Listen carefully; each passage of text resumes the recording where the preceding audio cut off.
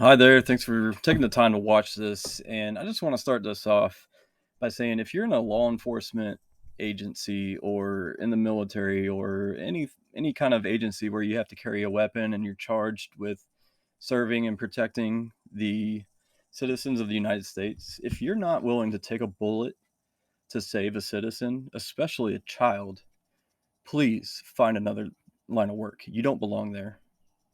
And that's all I want to say with that.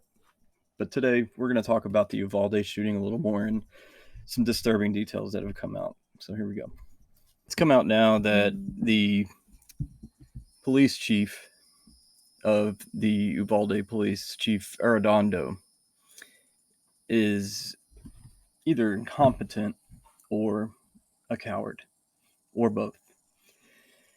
This man was in the school hallways for over an hour while the shooter was in the room with the kids.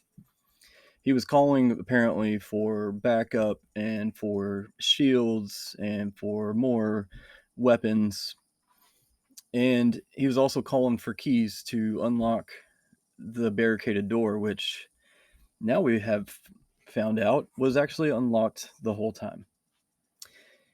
A lot of the trouble looking back and hearing some of the conversations between other law enforcement officers, you can note and see that there was no chain of command. There was no solid leadership there.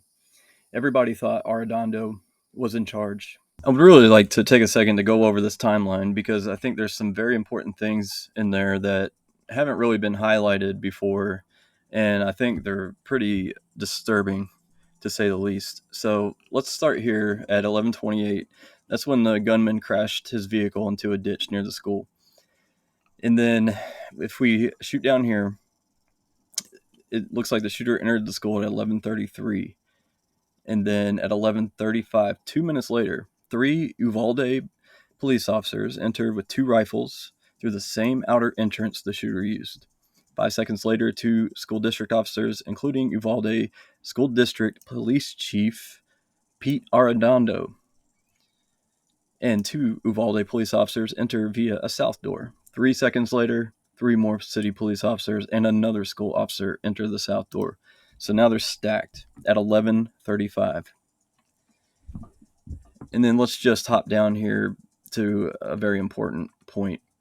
And this is at 11:52. First bulletproof shield is brought into the school. Now, why is this important at 11:52? Because remember, let's go to where the gunman was finally neutralized. That was at 12:50. So that was 58 minutes. So at 11:52, the first bulletproof shield was brought into the school. Now, if we go over here to this article from the Texas Tribune talking about how Arredondo was waiting for the keys, I just want to read this paragraph for you. The chief of police for the Uvalde School District spent more than an hour in the hallway of Robb Elementary School. He called for tactical gear, a sniper, and keys to get inside, holding back from the doors for 40 minutes to avoid provoking sprays of gunfire. When keys arrived, he tried dozens of them, but one by one, they failed to work. Okay, so he had tactical gear. He had tactical agents.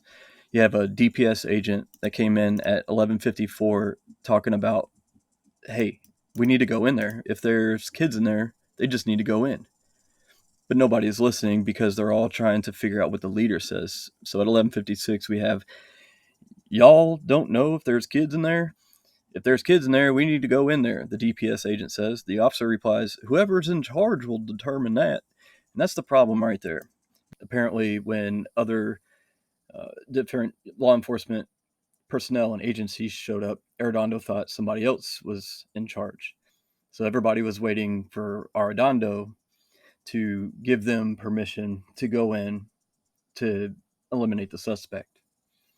But Arredondo was waiting in the hallways for 77 minutes. Kids were calling 911 and they were being eliminated by Arredondo during this time. And now we have still shots of the hallways outside of the classroom. And you can see there's police there with a shield and with weapons. And if you look at the timestamp and you look at the time that the shooter was neutralized, you can see about an hour discrepancy. So, what's the real answer? Why aren't we getting real answers from Uvalde? And why does Arredondo still have a job? I'll let you guys decide this, but to me, this is a clear example of why we should not be disarming people, and we need to stand up for the Second Amendment. Because police can be cowards and can be incompetent. While most of them hopefully aren't, and I do have a lot of trust for law enforcement agents who are not Gestapo, I think you need to find a different line of work if you're not willing to take a bullet to save a civilian. And it's just my opinion. Well, like, subscribe, share this, and again, peace be with you.